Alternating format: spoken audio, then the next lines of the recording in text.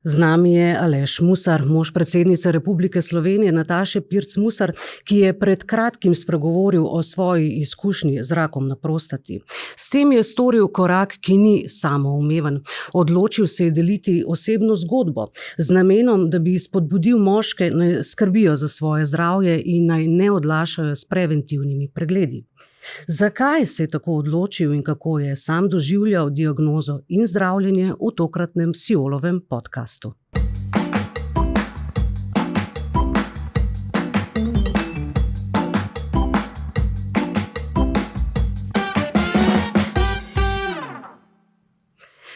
Gospod Musar, lep dober dan. Zakaj ste se odločili javno spregovoriti o svoji bolezni, čeprav gre za zelo osebno izkušnjo? Zakaj ste se odločili zavzeti to javno držo? Hvala za povabilo v podcast. Ja, imate prav. Obstaja nek krog zasebnosti in običajno je v tem krogu vse, kar se tiče zdravja. Tudi pri meni je tako. Tako da je ta odločitev, da povem, da mi je bila postavljena diagnoza raka na prostati, bila premišljena, osebna in predvsem iz razloga, ker mislim, da sem z njo morda lahko naredil kaj dobrega. Če sem prepričal enega, da se je šel testirati in je pravočasno odkril, da ima težavo podobne narave, potem mislim, da sem naredil že kar nekaj. Kaj pa je bil tisti sprožilec, da ste se tako odločili, recimo? To, da pravzaprav nisem prav veliko vedel o raku na prostati pred tem. In ko sem začel brati, da je 450 moških na leto zaradi tega v Sloveniji samo umre, je to kar zaskrbljujoče. Ta test, na katerem je bila odkrita možnost raka na prostati, to je povišan PSA, je bil v januarju letos. In po vsej verjetnosti bi bil pozitiven že pred enim letom prej, morda pred 2, 3, 4, ne vem koliko časa sem to imel.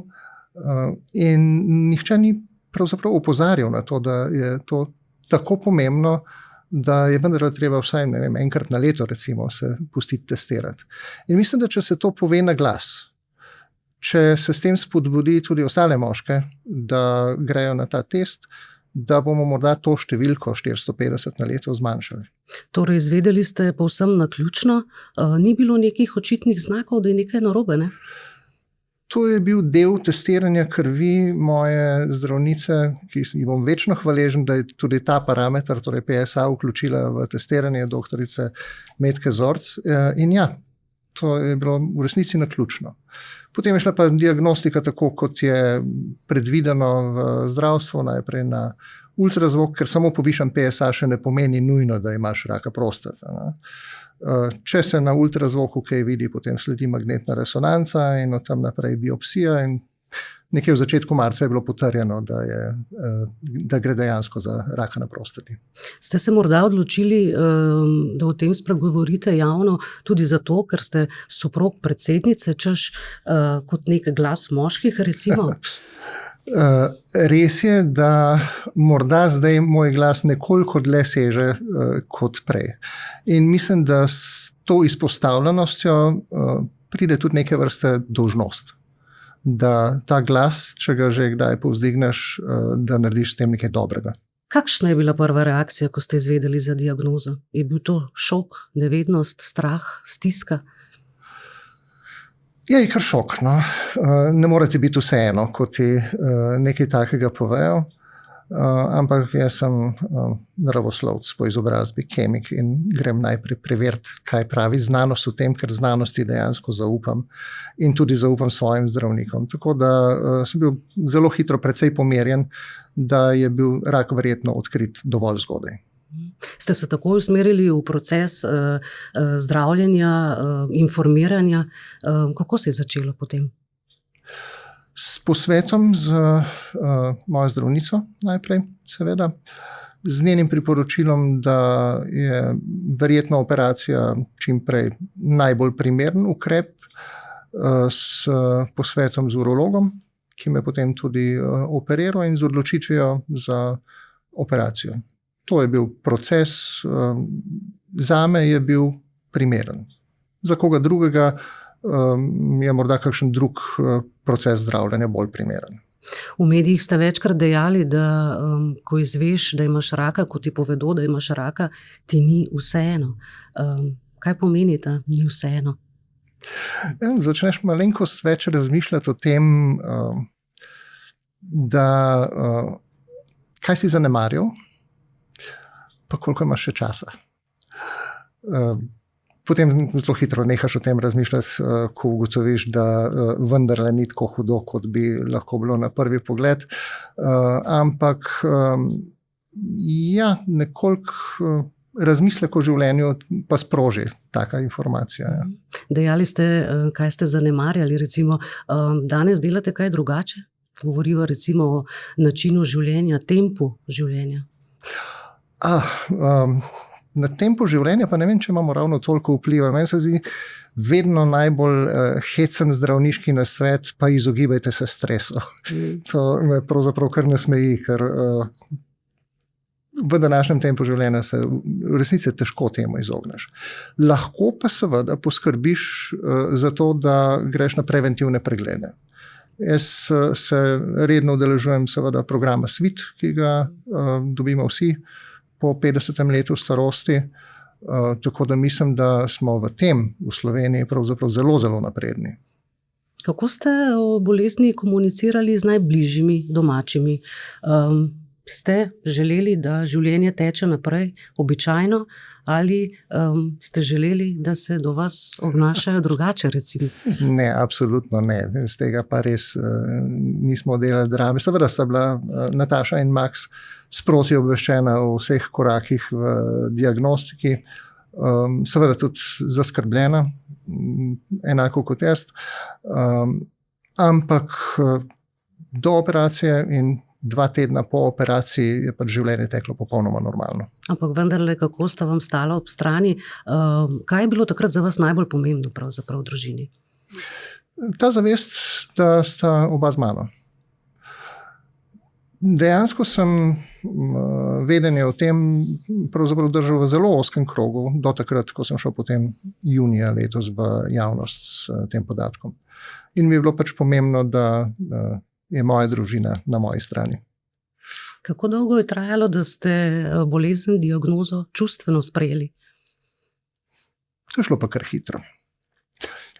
Tukaj imam veliko srečo, da je moja mentorica v študiju in potem v prvi službi bila profesorica Aleksandra Kornhauser, ki je bila izjemno modra ženska in je šla čez kar nekaj tudi svojih preizkušenj v življenju. In mislim, da je tistim, ki smo delali z njo, malo vcepila te metode rahlega distanciranja, da pogledaš na zadevo malenkost od dlje, rečemo temu znanstveno distanco, in ugotoviš, da mogoče pa vse ni tako hudo, kot na prvi pogled zgleda. Dejali ste, da verjamete v statistiko, da je statistika na vaši strani. Zaupate torej v uspeh zdravljenja, v medicino? Zaupam, absolutno. Zaupam v znanost, zaupam v svoje zdravnike. Zaupam tudi v slovenski zdravstveni sistem, ki ga sicer zelo pogosto kar kritiziramo. Ampak takrat, ko prideš ven z resno zadevo, ne raka prostate, vendarle je kar resna zadeva, vidiš, da stvari delujejo. Delujejo učinkovito, delujejo prijazno. Tako da mislim, da bi se morali zavedati, da v resnici imamo dobro zdravstvo. Če pogledate vase, se je od tedaj kaj spremenilo? Vaše prioritete, kakšen človek ste danes? Zdajle bi bilo verjetno zelo zabavno govoriti o tem, kako je zdaj neka globlja filozofija, za mano v resnici ni. Delam dalje tako, kot sem. Mislim pa, da sem morda malo več začel razmišljati o tem, kako dejanja in besede lahko vplivajo na druge. Ali se da s tem, kar delamo, s tem, kar rečemo, doseči nekaj pozitivnega za družbo. Preden sva začela ta najin pogovor, sva se pogovarjala tudi o tem, ali moški dovolj skrbijo za svoje zdravje, ali prevečkrat še vedno menijo, češ, to se mene ne tiče, mene rak ne more doleteti. Kaj jim sporočate? Avto vsako leto odpeljemo na tehnični pregled. Tudi sebe bi morali. Ta test je res enostavna in hitra zadeva. Mogoče se včasih bojimo odgovora, ampak tudi preko tega strahu je treba iti. Ste v času zdravljenja prejeli kakšne posebne nasvete? Svoje osebne zdravnice, recimo, da morate res spremeniti življenjski slog. Omenila sva stres, recimo. Vam je kakšne posebne napotke dala? Za omejevanje stresa? Splošno navodilo, da bi se bilo dobro izogibati stresu ob zavedanju, da je to res zelo težko. Ne, mislim, da je pomembno tudi to, da te bolezen ne definira, ne tebe, ne tvojega življenja. Da dejansko upravljaš tisto, kar si se namenil, še dalje. Ste se kdaj znašli v osebni stiski v času zdravljenja, v obdobju negotovosti, recimo? Češ, kako se bo izteklo vse skupaj? 2 minute pred anestezijo mogoče, ampak v resnici ne. Zaupanje je zelo pomembno in naši zdravniki, naše medicinske sestre in medicinski tehniki so zelo, zelo dobri v tem, da vlijajo zaupanje. Prav ob anesteziji, se pravi v pripravah na operacijo, mislim, da sem zasledil, da imajo kar narejeno tehniko, kako pomiriti ljudi, ki tja pridejo verjetno precej nervozni. In deluje. Priznam, deluje. Operacija je potekala normalno, ste se počutili dobro potem, kako hitro ste okrevali? Operacijo sem prespal, tako da najbolj zanimive dele sem spustil. Po 4 urah sem se zbudil, v bolnici sem bil manj kot 48 ur. To je izjemno učinkovito, vse skupaj in okrevanje gre po programu. Ampak to niti ni zelo pomembno. Bolj pomembno je, mislim, da sporočilo. Če pride do take situacije, se je treba prepustiti svojim zdravnikom, da povejo, kaj je tisto, kaj je najbolj primerno. Zaupanje je potrebno.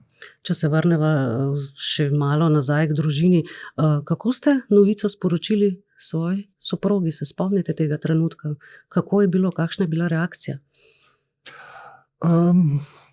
Po koščkih, tako kot sem po koščkih dobival informacije. Ne? Najprej povišan PSA, pa potem na drugem krvnem testu še vedno enak. Tako da se je v bistvu ta verjetnost, da ta rak obstaja, se je postopno povečevala do končne potrditve in takrat to ni bilo več neko posebno presenečenje. Ne zame, ne zanjo. Kako vam je stalo ob strani? Kakšen nasvet vam je takrat dejala? Vemo, da je močno odločna ženska. In me zelo dobro pozna, zato da je tudi vedela, da bom sam kar dobro naštudiral, kaj mislim, da je tisto najbolj primerno. Ja, ona je odločna, ampak tudi jaz sem. Javno ste večkrat povedali, da si želite, da bi se več moških pravočasno testiralo. Kaj je po vašem mnenju tista največja ovira, da tega ne storijo? Verjetno je več teh ovir. Eno je morda premalo zavedanja, to lahko rečem zase, da je to tako zelo enostavno. To je krvni test, na katerega lahko vsakega napoti osebni zdravnik ali zdravnica. Lahko se ga opravi samoplačniško.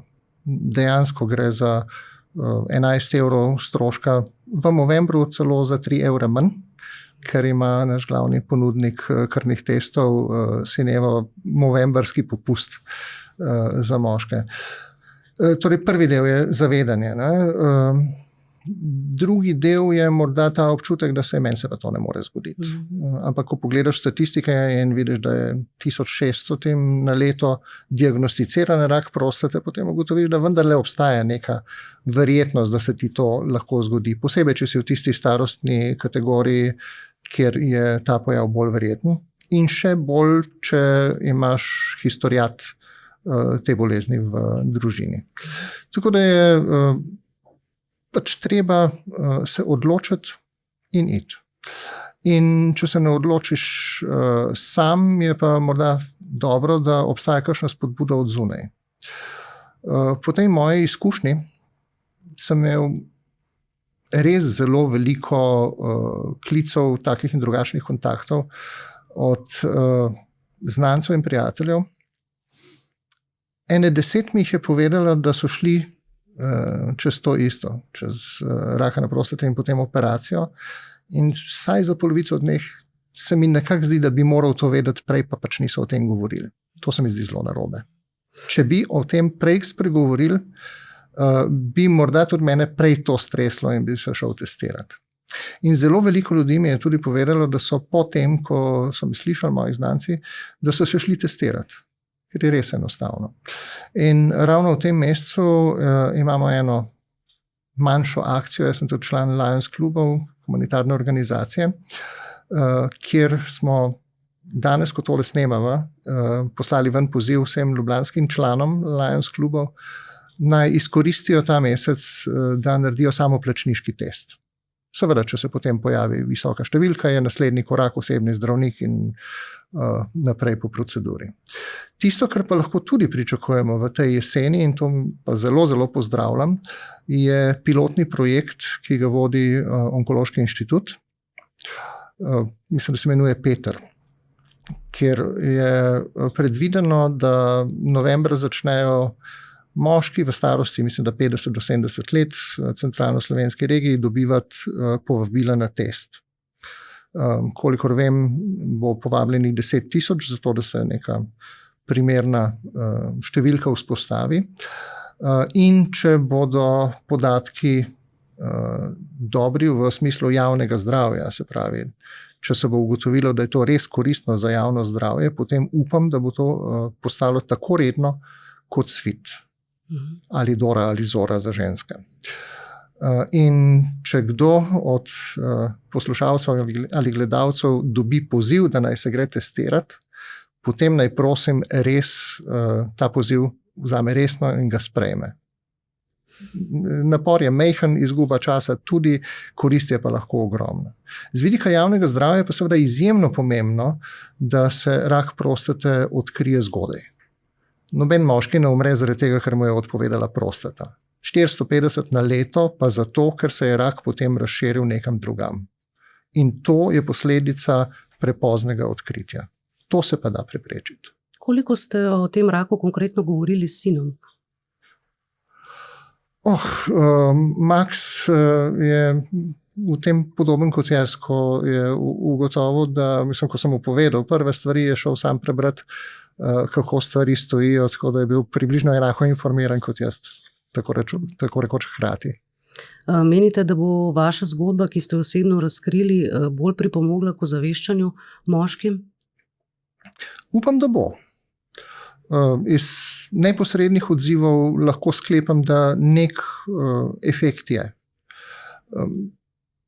Škode pa zanesljivo s tem nisem naredil. Kaj vas čaka zdaj v prihodnosti, glede zdravljenja, pregledov, lahko razkrijete? Lahko, ker me nič ne čaka. Operacija je bila konec septembra, tako kot je bilo napovedano, in zdaj sem že 2-3 tedna popolnoma aktiven. Redne preglede bom seveda imel, ampak ker je bilo odkrite dovolj zgodno, ni potrebnih, vsaj v tem trenutku ni videti nobenih dodatnih terapij. Če bi imeli še eno možnost, bi kaj spremenili v tem procesu, ko ste izvedeli za diagnozo, zdravljenje? Pravzaprav ne. Mislim, da je res zaupanje bistvena beseda pri tem. In če zaupaš svojim zdravnikom, če zaupaš zdravstvenemu sistemu, in pri nas imamo dovolj razlogov, da lahko zaupamo obojemu, potem se lahko prepustiš na svetu in moj urolog, torej dr. Havlina, ki me je operiral, mu bom zelo hvaležen, da je to opravil tako zelo dobro, ampak to ni nek izjemen podatek. V Sloveniji mislim, da je 700 operacij prostate letno in velika večina je izjemno dobro izpeljanih. V Ljubljani imamo zdaj, tako kot v Celju, tudi operacijo s pomočjo robota in tudi moja je bila opravljena na tak način, tako da smo v varnih rokah. Opazila sem, kje imate poročni prstan? Ja, poročni prstan je bil prva žrtev operacije, v bistvu je bil najprej operiran poročni prstan. Po 26 letih in 10 kilah več, nekako ni hotel iti dol z prsta. Je pa moral, zaradi tega, ker v prisotnosti robota je bolj, da ni nobenih drugih kovin zraven.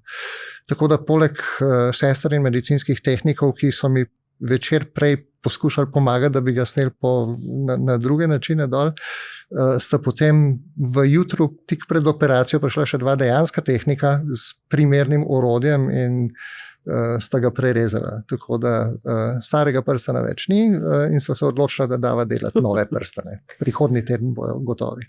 Posebej ste želeli opozoriti tudi na preventivne preglede? Ja, na splošno mislim, da je prostata za moške ena taka tabu tema, o kateri ne govorimo. Jaz se ne počutim nobenega posebnega heroja, da sem o tem spregovoril, čeprav so včasih reakcije točno take. Ne? Ni neka posebna hrabrost govoriti o tem. Je pa potrebno iti preko te svoje bariere zasebnosti, da lahko o tem spregovoriš. In več, ko bomo o tem govorili, manj bo žrtev. V prometu smo od nekaj 100 žrtev prometnih nesreč na leto z opozarjanjem, z številnimi akcijami to številko spravili na sicer še vedno zelo hudih, v letošnjem letu že nekaj več kot 80. Če bi toliko govorili o pregledih, ki jih lahko opravimo preventivno, recimo za raka prostate, bi tudi to številko, ki je nekajkrat večja, morda lahko reducirali. Moški vedo, kam se lahko obrnejo po pomoč, kje pravzaprav lahko opravijo pregled. Se vam zdi, da so seznanjeni s tem? Lahko najprej vprašajo pri osebni zdravnici, seveda. Lahko vprašajo osebno zdravnico, lahko pa gredo sami, samoplačniško, strošek res ni velik. Komercialni ponudniki Synevo, ki so v več krajih po Sloveniji, vam to naredijo za 11 €, res ni strošek. Kaj upate, da bo ostalo od te vaše osebne izkušnje za vas, družino, širšo javnost, seveda? Opozorilo. Mislim, da je to opozorilo, da je zgodnje testiranje potrebno. Verjetno ne samo za prostato. In to pa je ena dodatna posledica potem, ko sem ugotovil, da bi lahko z zgodnejšim testiranjem prej prišel do odkritja tega. Sem vendarle začel malo pregledovati, kaj vse se še da pravočasno testirati, da veš. Tako da, ja, mogoče pa je malenkost drugačen pogled na svet potem. Lepa hvala za iskren pogovor. Hvala tudi vam. Naj bo tudi ta pogovor povabilo k testiranju za vse moške. Z vami sem bila Nataša Repovž.